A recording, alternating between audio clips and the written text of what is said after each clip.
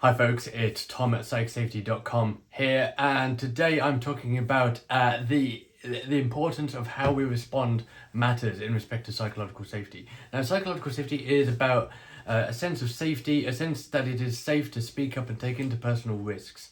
And when we say speak up, we don't necessarily mean verbally either. But do we maybe focus too much on the speaking up side? What's our role in effectively listening and responding when others speak up, and our role in fostering that psychological safety for the people around us? We can't, very obviously, just tell people to speak up and expect them to do so.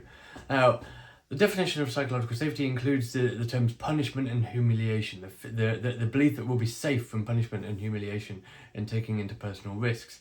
Now, those words sound kind of strong, and sometimes those consequences can be. They could be as severe as losing your job or going to prison. Or, at the other end of the spectrum, it could be something like an eye roll from your boss, or someone you admit a mistake to, or you say the project is like going, oh no. And of course, those subtle responses can be just as anxiety-inducing and just as scary for the people speaking up, and they can be just as effective in suppressing further voice or further interpersonal risks. How we respond matters. This is based on a piece by Jade Garratt, our Director of Education at psychsafety.com.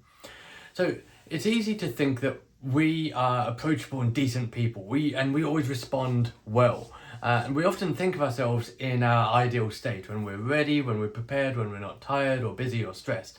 But when we are under pressure, stressed or caught by surprise, I don't think any of us can truly say that we've never shown irritation or snapped inappropriately at someone when they've spoken up to us.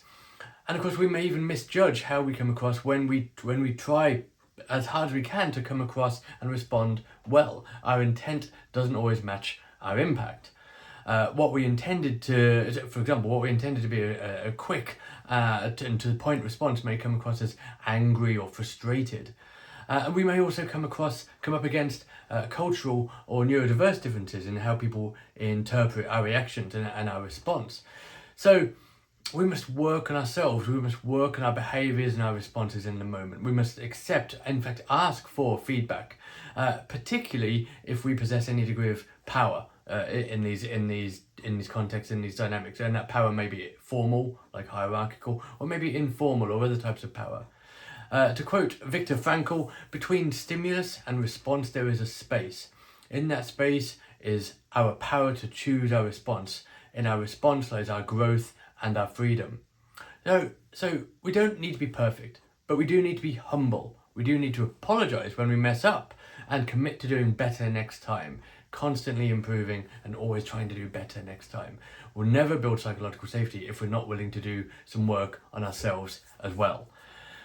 So find out more about psychological safety and how we respond and what all this means over at psychsafety.com, where you can also get involved in training, meetups, download our resources, sign up to our newsletter, you can get involved in our community and everything else. So head over there and hopefully I'll see you soon.